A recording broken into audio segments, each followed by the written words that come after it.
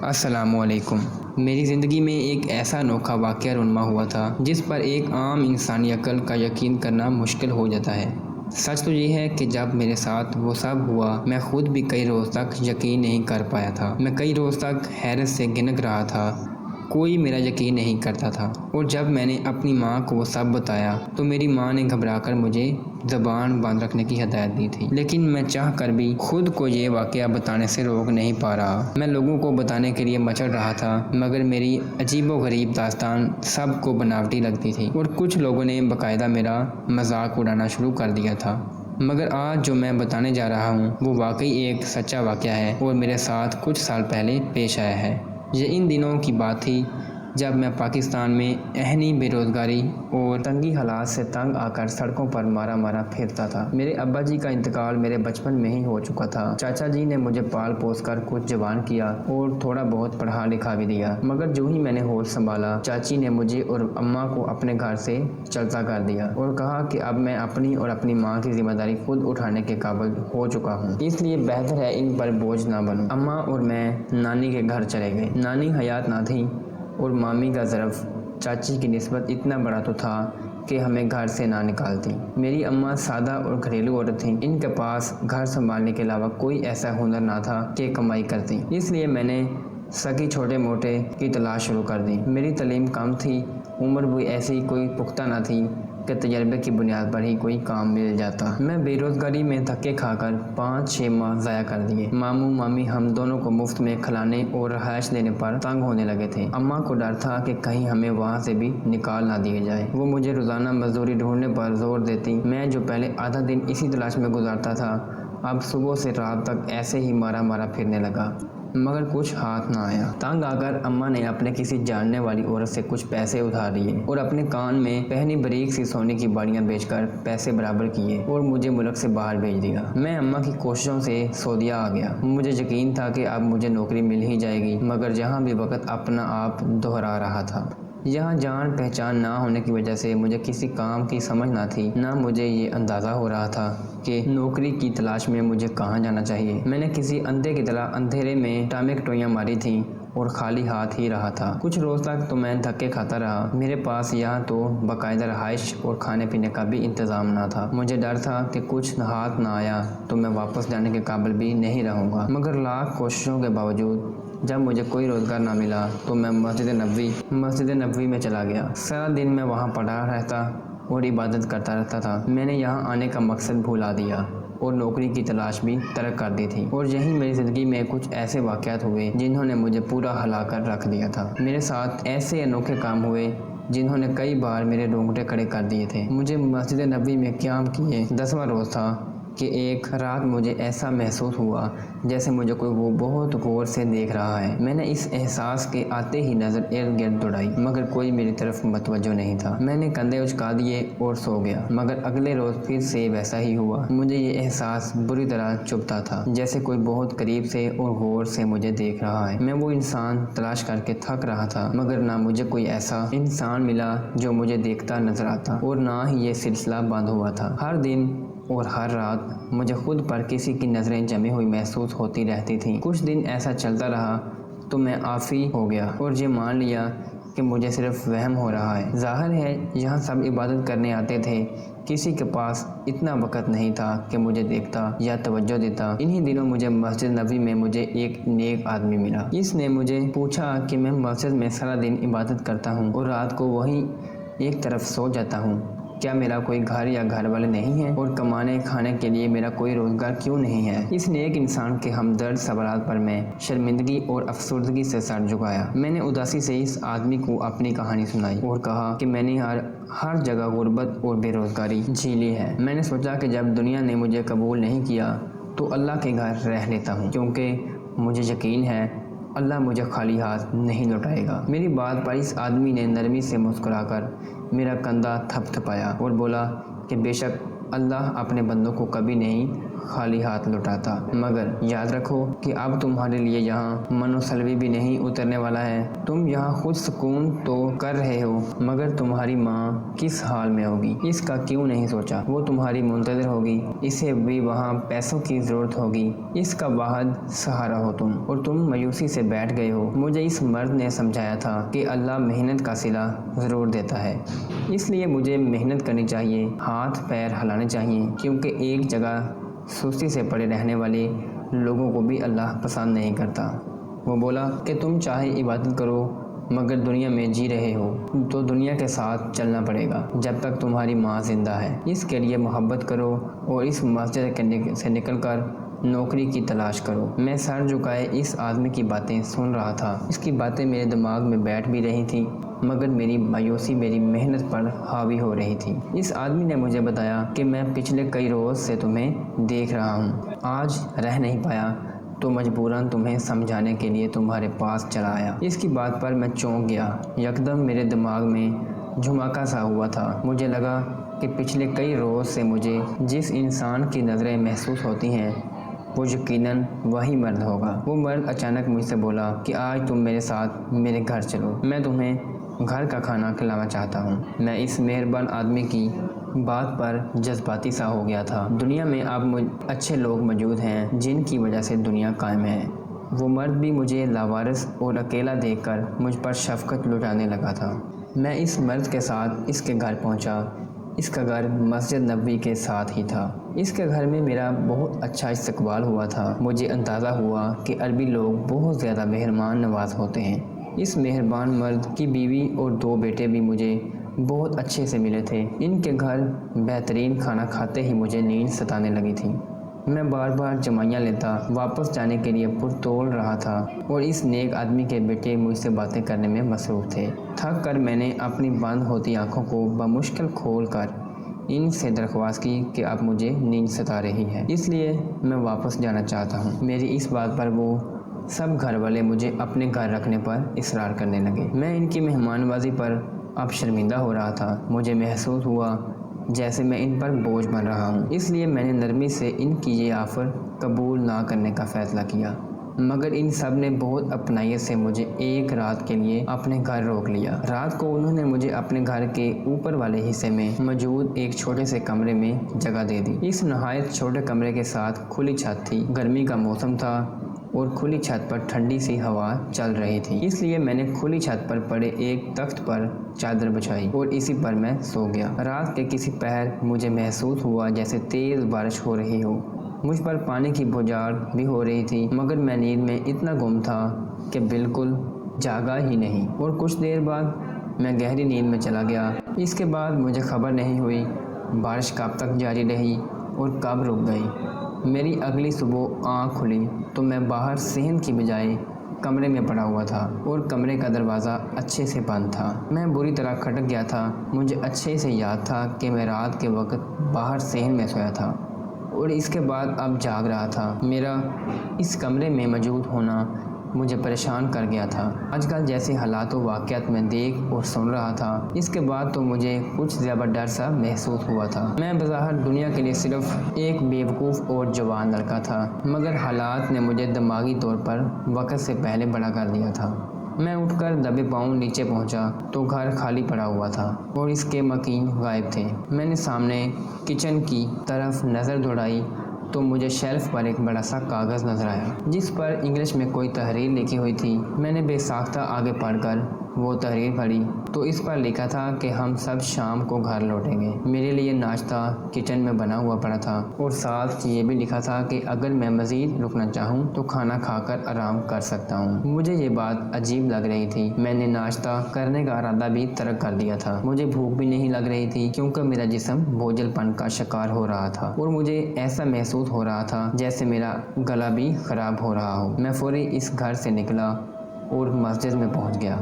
رات تک مجھے تیز بخار ہو چکا تھا اور میرا جسم بری طرح ٹوٹ رہا تھا۔ میں وہاں ایک طرف اپنی جگہ پر پڑا کراہتا رہا اور سوچتا رہا کہ آخر ان لوگوں نے مجھے کھانے میں ایسا کیا دیا کہ میری یہ حالت ہو گئی، اور رات کو میں کمرے میں کیسے پہنچ گیا تھا۔ میں 2 دن ویسے ہی بخار میں پڑا رہا، اور وہاں مسجد میں آئے لوگ ہمدردی میں مجھے کھانے پینے کو کچھ نہ کچھ تو دے دیتے تھے۔ میں نے اس مہربان مرد کو دوبارہ نہیں دیکھا تھا۔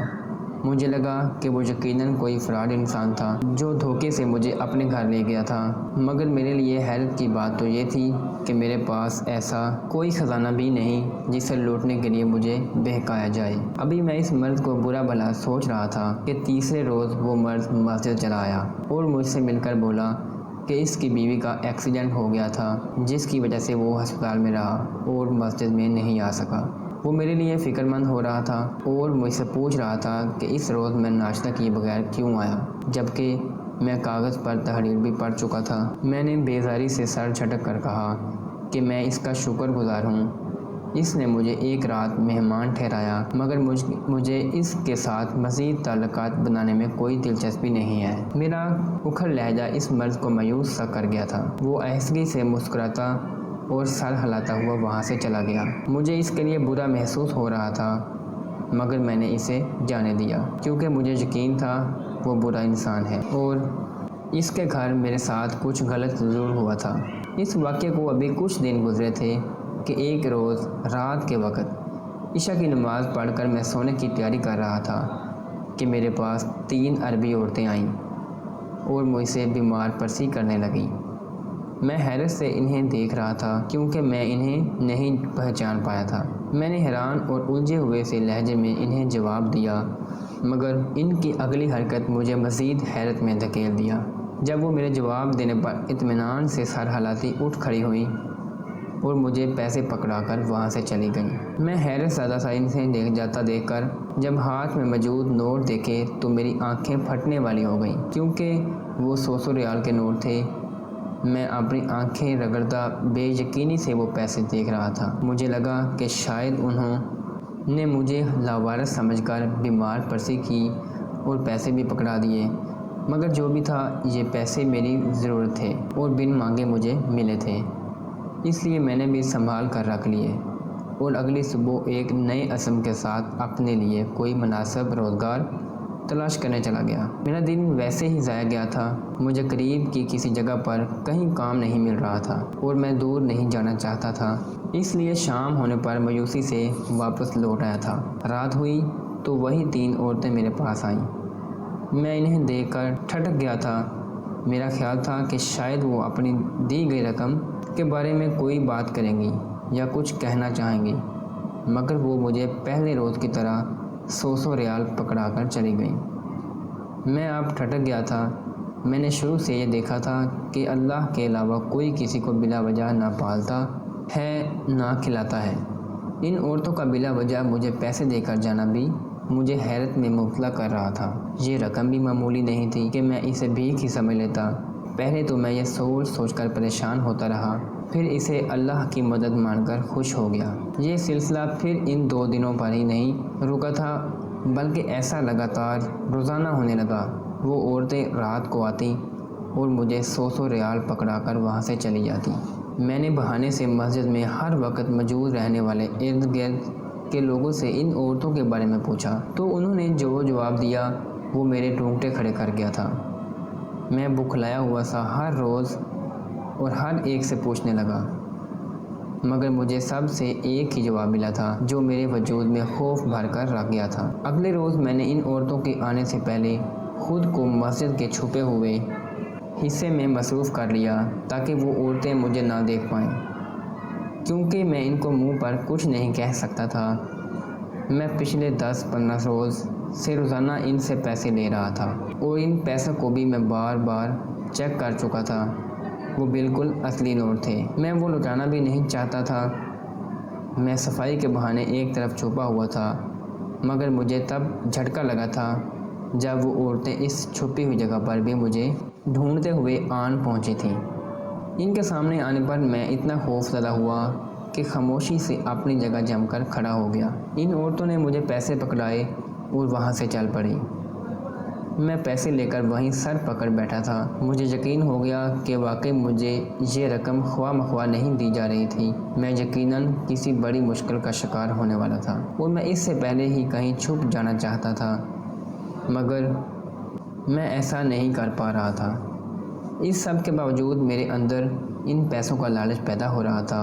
میں نے ایک بڑا وقت در بدری جھیلی تھی۔ میں اپنے وطن میں بے روزگاری کا شکار رہا تھا اور اتنے دور سے سفر کر کے آنے کے بعد بھی میری بدنصیبی پر کوئی فرق نہیں پڑا تھا۔ ایسے میں مجھے خواہ مخواہ روزانہ کوئی اتنی بڑی رقم پکڑانے لگے تو فطری طور پر میرا لالچی ہونا برحق تھا۔ میری جگہ کوئی بھی ہوتا تو یہی کرتا۔ میں نے اس رقم کا ایک بڑا حصہ اپنی ماں کو بھیج دیا اور فون کر کے ان کی خیر و خیریت دریافت کی تو وہ خوشی سے نہال ہو رہی تھی اور بولی کہ ایسے ہی محنت کرتے رہو، اللہ تمہیں جلد کامیابی دے گا۔ میں اپنی ماں کی دعاؤں پر مایوس سا ہو گیا تھا۔ میں انہیں کیا بتاتا کہ میں اب بھی کوئی کام ڈھونڈ نہیں پا رہا تھا اور یہ پیسہ میں 3 عجیب و غریب عربی عورتوں سے لے رہا تھا، بلکہ اپنی ماں کی خوشی اور دعاؤں نے مجھے بھوجل سا کر دیا تھا۔ اس دوران مجھے مسجد میں وہی مرد بھی نظر آتا رہا جو مجھے اپنے گھر لے گیا تھا۔ میں نے کئی مرتبہ محسوس کیا جیسے وہ مجھے دیکھتا رہتا ہے اور میرا جائزہ لیتا رہتا ہے۔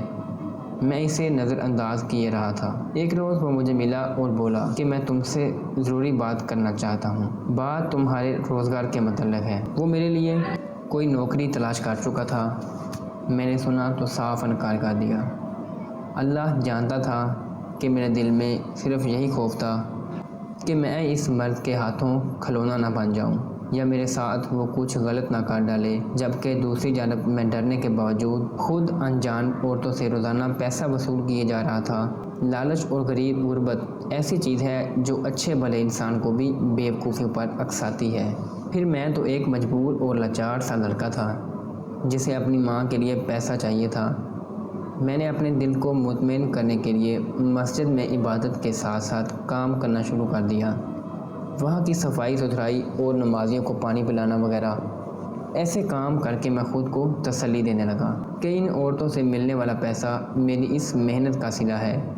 مگر ایک روز وہ عورتیں میرے پاس آئیں تو میرے ساتھ کچھ نمازی بیٹھے ہوئے تھے۔ وہ جھجک کر دور رک گئیں اور میں بے اختیار سا اٹھ کر ان کے پاس پہنچ گیا۔ ان عورتوں نے مجھے پیسے دیے اور چلی گئیں۔ میں پیسے گننے میں مصروف ہو گیا۔ ان نمازیوں نے میری طرف دیکھ کر حیرت کا اظہار کرتے ہوئے جو جملے بولے وہ مجھے جی جان سے لرزا کر رکھ گئے تھے۔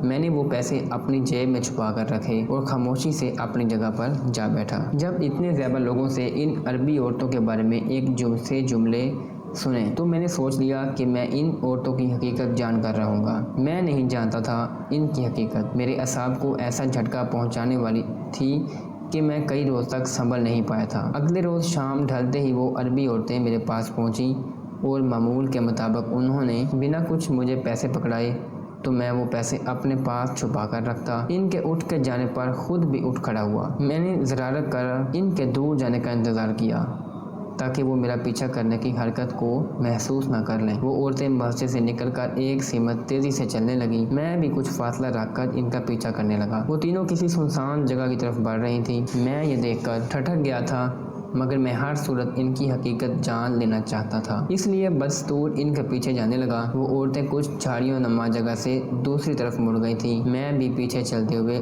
جب جھاڑیوں کے پاس پہنچا تو وہ تینوں غائب ہو چکی تھیں۔ وہ مجھے بالکل نظر نہیں آ رہی تھیں۔ میں ان کو تلاش کرتا رہا مگر وہ تلاش بے فائدہ رہی تھی۔ فاصلہ زیادہ ہونے کی وجہ سے میں ان کے پیچھے لیٹ پہنچا تھا اور وہ کہیں کھو گئی تھی۔ میں اس روز تو مایوس سا لوٹ آیا، مگر اگلے روز وہ عورتیں ویسے ہی میرے پاس آئیں تو میں نے پھر سے ان کا پیچھا کیا اور اس بار فاصلہ کم رکھا کہ میں ان کی سچائی جان سکوں۔ وہ ویسے ہی تیز رفتار سے آگے بڑھتی چلی جا رہی تھی۔